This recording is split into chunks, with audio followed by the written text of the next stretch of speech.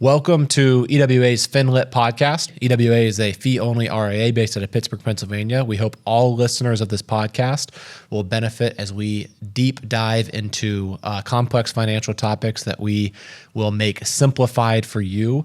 And we hope that this really serves as a catalyst so that you can make the best financial planning decisions for your family and also save time.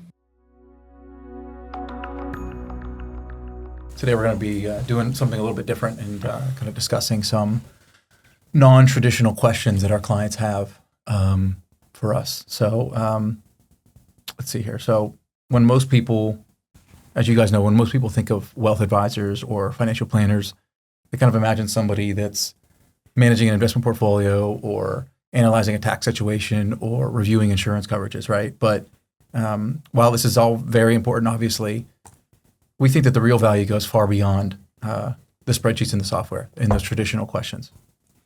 You know, a true advisor helps people leverage their money, find balance, and really design their dream life, right? So, and we also believe that this is especially true for people in the higher tax brackets, high assets, high income. So what are we talking about? These questions go beyond the traditional questions of when can I retire? Can I send my kids to college? How can I pay less in taxes? These are more deep. These are deeper, more personal, and typically just much more nuanced questions, as you guys know. So today we're gonna review a few of those and discuss kind of our approach and how we and the best wealth advisors out there can help clients kind of get to that place where they're just designing their dream life. So let's get started. So first question here. So I'm getting ready to sell my business for 8 figures or more.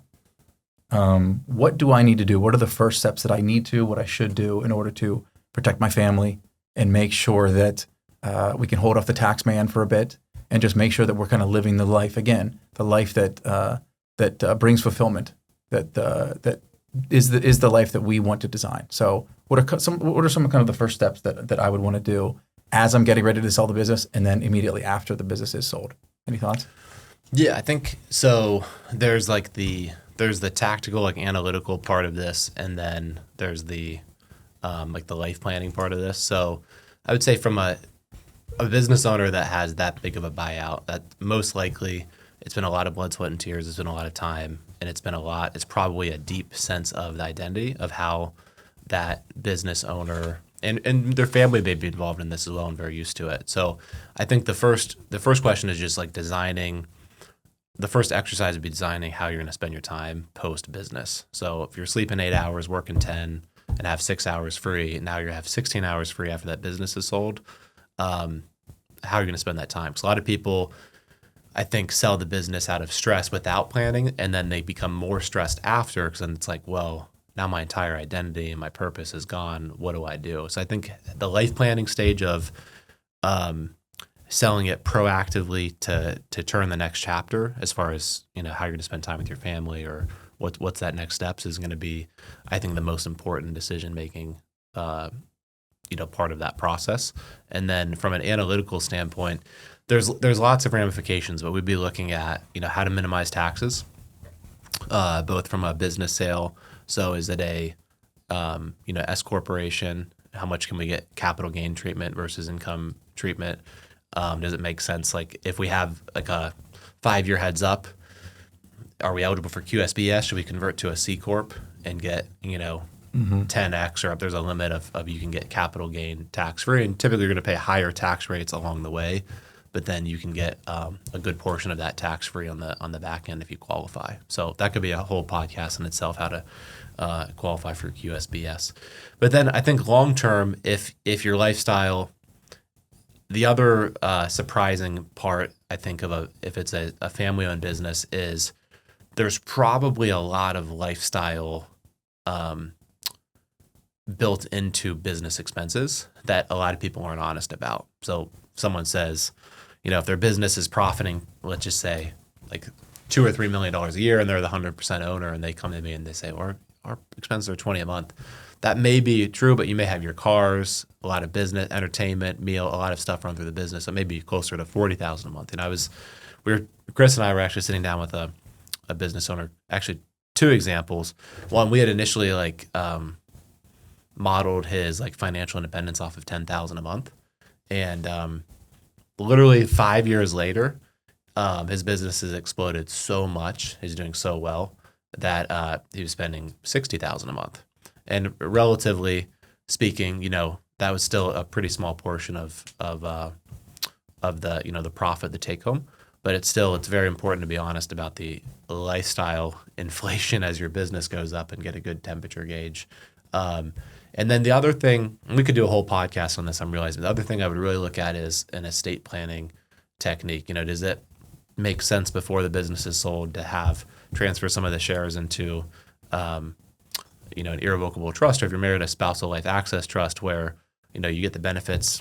If you set up two, one on you, one on the wife, you have to look out for the reciprocal trust doctrine, but you get the benefits of having access of the money where you're living, but then also if you have a really big sale, a really big estate, the money that stays in there will pass to your kids outside of the federal limits. So if you're above those federal limits, the money that you put in there ahead of time could save, you could save that 40% estate tax from a federal perspective on the back end. There's lots of, I think from a business owner, why I love working with business owners is there's two really important paths you have to go into detail on. There's the life planning part of it, and then there's the actual how do we maximize dollars, minimize taxes, and get the most out of your blood, sweat, and tears. Mm-hmm.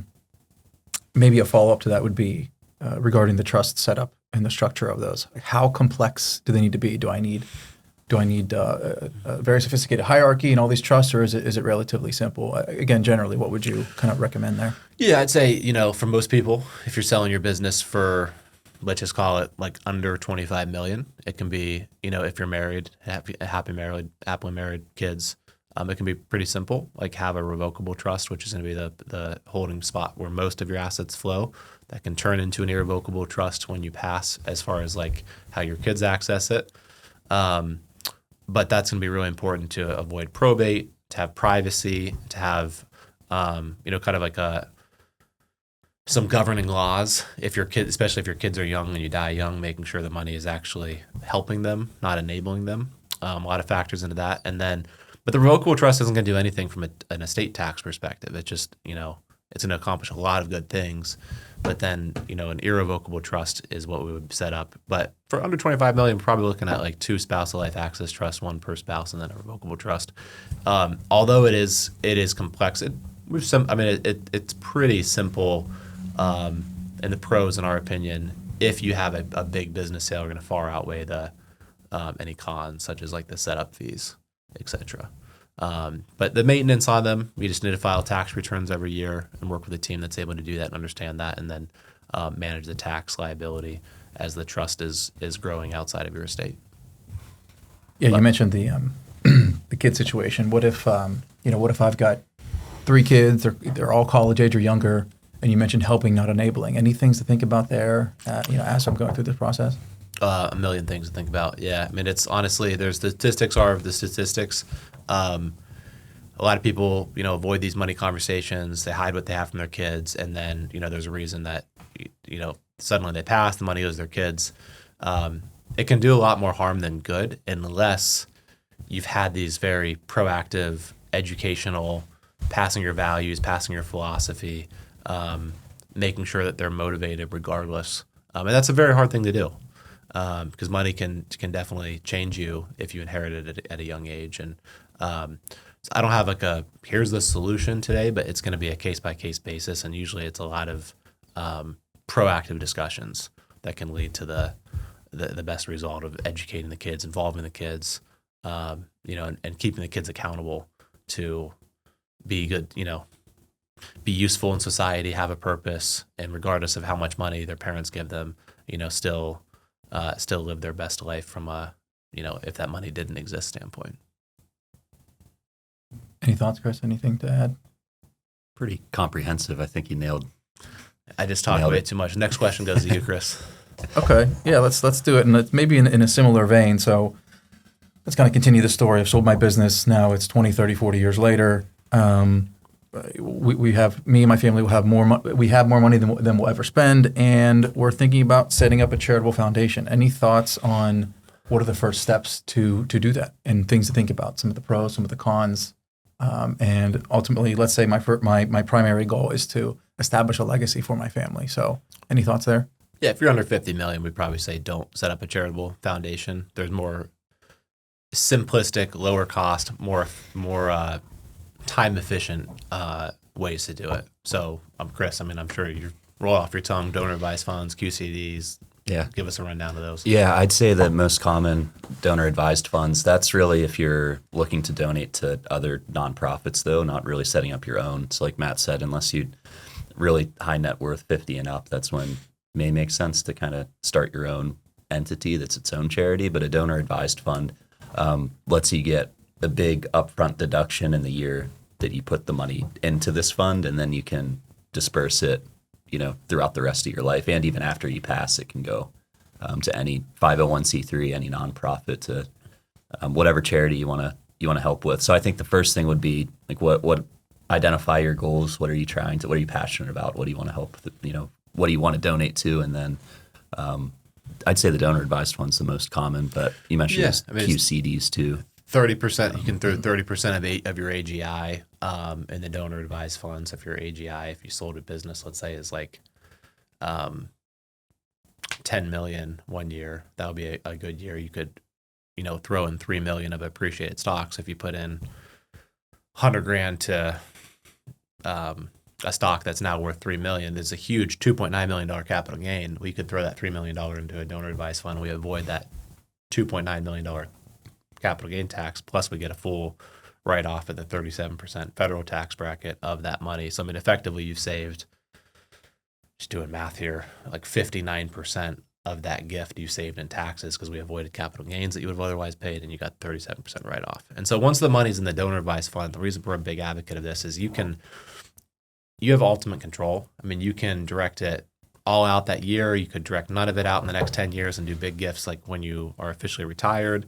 You could do, it's all yours. The only caveat is once it's in there, it has to be used for charity, either while you're living or when you die. But I think the other good thing about a donor advised fund, especially when you're in high net worth, is, people can relate to this. If we have 5 different charities, they're probably going to get hammered from those 5 charities, whether it's emails, calls, solicitations. They're you're asking you to sponsor events, and so. You work your whole life to kind of build this autonomy and build this free time, and now you retire, and suddenly it's like you have a big house, you're giving to charity, and now it's like you have a full-time job managing. The freedom that you build is now taken away like instantaneously because of what you think the good life is. So you have to handle these things with artwork. So I think the donor advised fund, one of the big things is, sometimes like religious affiliation. You tie 10%. Maybe that's not anonymous. There's accountability in the church. Probably many thoughts of that. And then there's the traditional giving into charity, and maybe you want to do that anonymously. Well, donor advised fund allows you to do that. So I think there's a lot of benefits from a tax perspective in a donor advised fund, and a lot of benefits of flexibility, anonymous.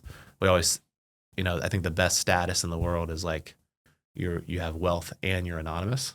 Mm-hmm. It's like studies have shown that's the happiest. Like the worst is like you're famous and have no money. That's like the worst from a happiness standpoint. But yeah, if you're high net worth, I think the anonymous factor, and if you're new to being a high net worth, I mean, these are just hard lessons you learn, or you have to talk to peers that can mentor you, but we've seen it nonstop. I mean, the anonymous factor of that is huge. But going back to the Charitable Foundation, just to be clear, if you want to start your own charity, that's different. Like if you are really passionate about disabled kids or serving youth in underserved areas, whatever, that's a totally different discussion than like you directing no time but your money into a charity. That can be operated donor advised fund. But if you want to start your own charity, that would be a different discussion. I just wanted to clear that. But sometimes you can do it. People set up a charitable foundation like a donor advised fund where you get that tax, and then you can direct it to different charities. But there's a lot of rules. There's distribution requirements. There's a lot of upkeep. Whereas a donor advised fund, it's very simple. Mm-hmm. You can have an advisory team manage the whole process for you. So Chris, before we move on, tell us about the QCDs. QCDs. So this is a way that you can donate money from a pre-tax retirement account. Usually this comes up for people later in life whenever they're taking required minimum distributions. It's age 73 now that you have to start taking that money out. So instead of you personally taking that out, realizing the tax on that distribution, you can direct it directly to a nonprofit, a charity. They receive it tax-free. You don't pay any tax. It's just a gift directly to the charity. That's after 70 and a half, even though the required minimum distributions have moved up, that rule still stayed at 70 and a half. Yeah. Someone's eligible for Yep, that. that's correct. And what's the limit now? 108,000 you can do. That's per spouse. So if you're married, you could do 216. Yep. Awesome. Yeah. So sometimes there's the low hanging fruit that you can do that's very tax efficient. You don't need to, I think the natural inclination of being high net worth is you think you have to do something fancy. And a lot of times, simplicity is your friend. And I think the whole purpose, of generating autonomy and freedom and having is your time. And I see it all the time. High net worth, and you start getting like overly complicated with strategies, and now suddenly, when you could have gotten the same place with a lot more simpler strategies, and now suddenly, you don't have your time freedom anymore. So what's the point? Yep. Okay, let's switch gears a little bit. So similar situation, high net worth, high earner, but this time I'm a physician, and I'm really worried about potential malpractice lawsuit. At that point, the legal system comes after my assets, and all of a sudden my family is not protected. What can I do to protect against that scenario? Yeah, well, it's state by state. So, working with the legal team, working with the advisory team that has access to a legal team based upon your state. But in generalities, if you look at the rules of most states will fully protect qualified accounts. So any money that you put in a 401k, a pension, an IRA, backdoor Roth IRA, things of that nature are going to be fully protected. So the first thing you can do is low-hanging fruit is make sure you max out your 401k, backdoor Roth IRA. Those avenues should be maxed out every year. Not just because of tax efficiency you should do that, but also because as a physician, asset protection should be super important. Again, state by state, usually 529 plans, so college education accounts are usually protected. And then a lot of states will protect cash value accumulation inside of life insurance contracts. Some annuities as well. I'm not a huge fan of annuities, but if you're in a state that fully and you're really at a high risk, that could be a way just to shelter, some money in a no commission, low cost, like not index annuity, an annuity that is invested underlying in low cost like index funds. So would it be invested in low cost mutual funds? And then where you have to be careful is really your homestead exemption. That can be like in Texas, probably the best place as a physician to own a home, very well protected. And then in some states, it's only, it's capped. So the equity in your home would be subject. So ways around that, some states recognize what's called tenancy by entirety, which means if you have, instead of like a joint rights of survivorship titling with a spouse, if you have a tenancy by entirety, what that does is if one spouse is getting come after for a malpractice or, car wreck or something, the other spouse isn't involved, it's going to be protected. The other thing we'd recommend is umbrella coverage, getting the max amount, matched to your net worth. Typically that caps out at $5 million. But the things that you would have to, be concerned about would really be any non-qualified account. If you're in a state that doesn't recognize tenancy by entirety, and states that wouldn't, recognize the other things I discussed. But in generalities, put your money in the right places, have a robust, umbrella coverage. Maybe super high net worth, we set up, something like a family limited partnership. If you're super high net worth, maybe we're setting up an LLC, but typically if you're doing the right planning and putting the right money in place as a physician, you should be able to reach your goals in a more simplified manner than that complex of a strategy. And usually medical malpractice coverage is going to cover the on-the-job stuff if you have the right coverage in place. But Chris, anything to add to that? No, I think it's one thing that comes up every time somebody that we work with gets a new job. That's one of the things that we always ask for is what does the liability coverage look like with the new hospital or the new group that you're at? Do you have tail coverage or not? So just making sure before you start practicing that you have a good understanding of what's provided through the employer and if you need to purchase anything additional on top of that to protect yourself. That's a really good point. If you have a claims made policy, that means you would need a tail coverage. So it's going to cover you while you're at the job, but once you leave, that's gone. So you need a tail coverage to cover if you were there 3 years, to cover those back 3 years. If you have an occurrence type policy, that covers you indefinitely in the future. So during the 3 years plus after you leave. So the occurrence coverage is obviously the best type of coverage, much more expensive. Most hospitals will probably try to save premium dollars and purchase a claims made policy. So you should be negotiating a tail coverage as part of your contract once you're there for like 3 years or whatever the contract length is, and then also keep that negotiated as the contract rolls forward. And if not, just make sure you have the money set aside because depending on the type of physician you are, it could be extremely expensive. Like for example, if you're an OB, very, very expensive compared to like if you're internal medicine, it's going to be expensive, but not nearly as much as if you're delivering babies. Excellent. Thanks, guys. Okay, so switching gears one more time. So scenario is I'm an executive at a Fortune 500 company. Not only do I work for the company, obviously, but I own a lot of the company stock. I'm continuously getting paid via various options, equity options, et cetera. I'm starting to think I'm a bit overexposed to this company. I don't know exactly what it is, but it's probably half or more of my net worth is in this one company stock. So what should I do? What's my first step here? Chris? Yeah, generally with situations like this, like so much is tied. Obviously, your income, your benefits, everything's tied to this job for the most part. So a lot of people like to have that stock component because you feel tied in even more to the company. You see that personally as the company grows, your net worth's growing too. But at some point, we can go over that, and where too much is concentrated. So a lot of times we'll end up, if it's in that company stock, if you have tax losses in like a personal brokerage account, you can use those to start to unwind that concentrated position. But usually we're looking at percentages of your total net worth, trying to keep, not just with a company stock, but any position, making sure that not too much of your portfolio is just dependent on just one company or one stock. So just making sure that you're not taking on too much risk with having too much of your net worth just tied to one company.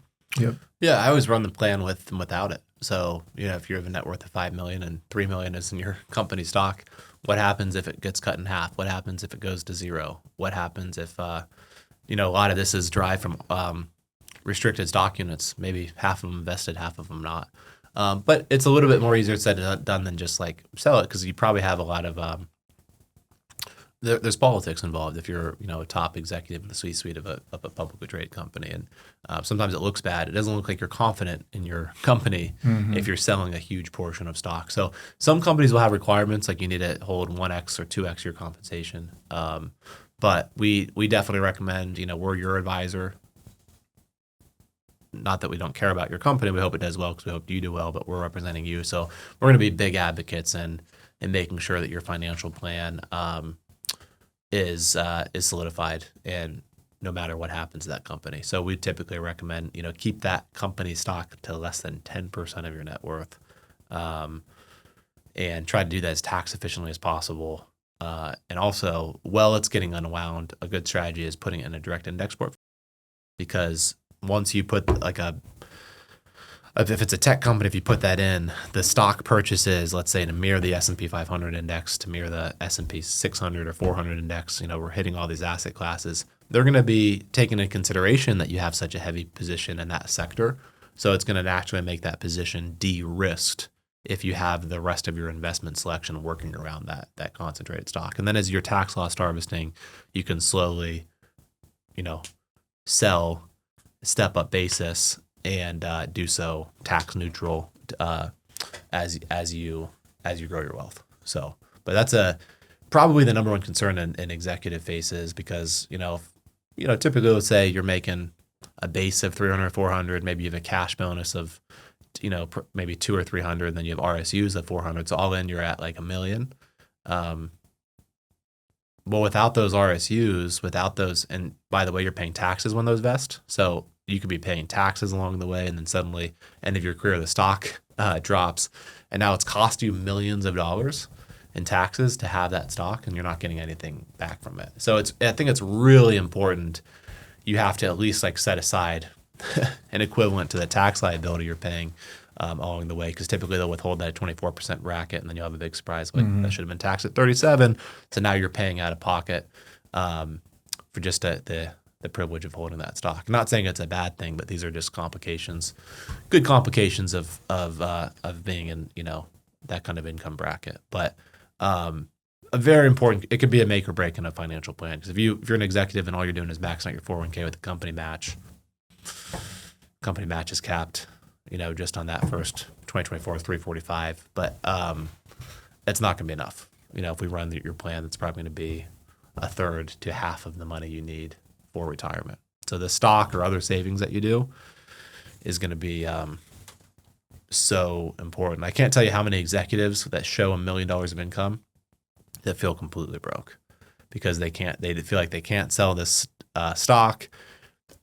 They feel like, okay, we should be able to afford all this, but they're living their life off this base salary, and they're feeling the pinch. And so typically what happens with a lot of these executives is they live, a 20 or 30 year career with unnecessary stress, lots of financial stress, probably too much time at the office, too little time with the kids, versus if we made good decisions around setting the stock aside, we could have much less financial stress, solidified results on the back end, and then, less pressure at work because you're solidifying your financial independence so quickly as you go. If something happens, if you try to set boundaries with your work, it's not going to be as relevant. But we see this literally all the time, and it's unfortunate how much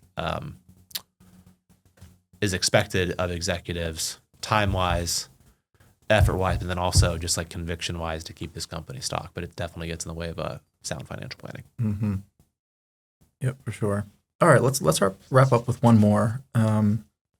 This one's while it's somewhat typical, I know we see this all the time, but it's also it's a nuanced question. So my family and I would love to buy a second home, a vacation home somewhere. What are the biggest costs to look out for? What are some of the hidden costs? What are the pros and cons of owning a second home? What are the biggest headaches? At the end of the day, sometimes I think about this and talking with my spouse, and we question if this is even something that we want to get into. So what are some of the things to think about, or maybe some things I'm not thinking about as we're going through this process of buying a vacation home? Yeah, I think this is so individualized, because we have clients that own 2 or 3 homes and absolutely love it, and then we also have clients that own 2 or 3 homes and absolutely despise it. So I think from a financial standpoint, you can look at it as far as, okay, are you going to rent the house out? If you're going to rent the house out when you're not there, it's probably better to own the home, because you can Airbnb or long-term rentals or whatever, and you can maybe cover the mortgage. Some years, you may have big expenses that repair expenses, maintenance expenses. If you're going to rent it out, if you're willing to do that. If you're not willing to do that and you're only there 2 months of the year, it's gonna own you more than you own it, because when you're not there, a house it has issues, and if it's in Florida and you're up here, it's just gonna be taking up space in your mind pretty much constantly, unless you have it outsourced. And if you have it outsourced, it's gonna be pretty expensive. So in that case, you should probably rent. Drop a lot of wasted money on a rental house once a year for 1 or 2 months. But the peace of mind that comes along with that is going to be huge. You don't have to worry about the maintenance. You don't have to worry when you leave. But there's downsides of that. You can't keep your stuff there. So it's really a long pro and con list on both sides. So what we typically do is we'll go through a very detailed fact-finding mission of like what you value most. What's the purpose of this? Do you like going to the same place every year? Do you not? Are you willing other people come in and touch your stuff or not? And so we'll run it purely from a financial perspective of how does your financial plan look like if you buy this or if you rent this, and we'll compare the two. And if you're thinking about buying a second house, you probably can afford it either way. But I think much more of it comes down to how it's going to affect your lifestyle, your time, and your peace of mind. Those are the biggest factors. But a lot of times we can use the analysis and the numbers as kind of like an aha. Oh, I thought renting was a waste of money. It's really, you're telling me I'm in the same position without the headache? Okay, no brainer. And I can go to a different place every year? Awesome. And some people are like, no, we want to have that memory of going to the same place. We want to meet our neighbors. I could literally probably list like 50 pros and 50 cons of both ways.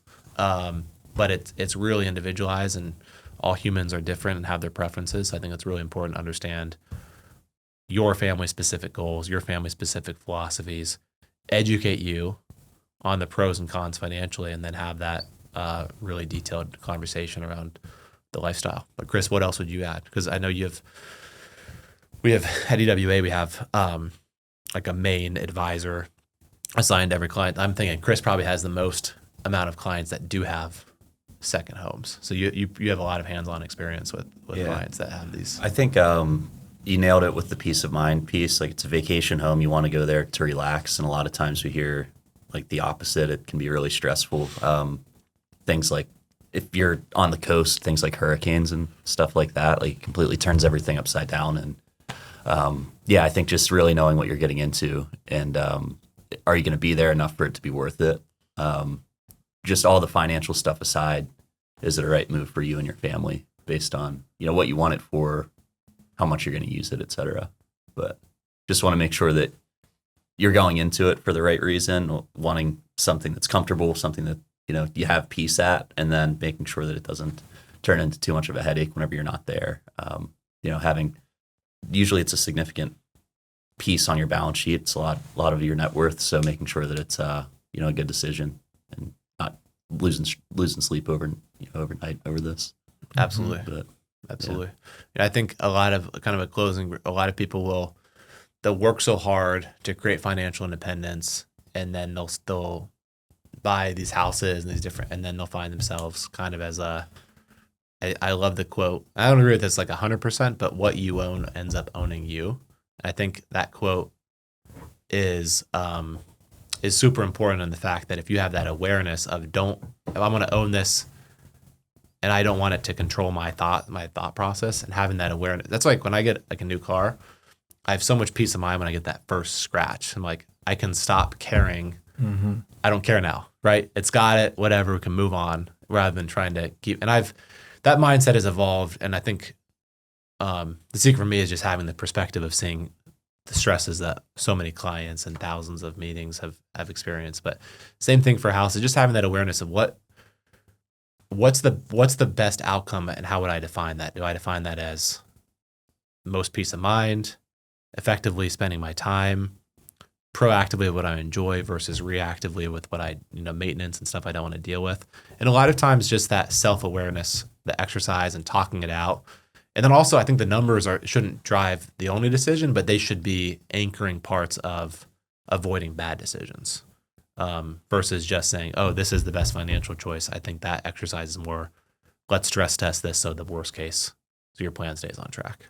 But yeah, and that's kind of the theme of both this podcast, but also what we do as a firm is, sure, we run the numbers, and that will provide the foundation, and it kind of can guide us. But at the end of the day, it's about what's going to optimize for peace of mind, what's going to provide balance in your life, what's going to bring you the lifestyle that you and your family want to live. So it's just much more about the spreadsheets, and much more about those. It's much more than just those traditional questions that most people think to ask an advisor. So no question. Yeah. Anything else to add, guys?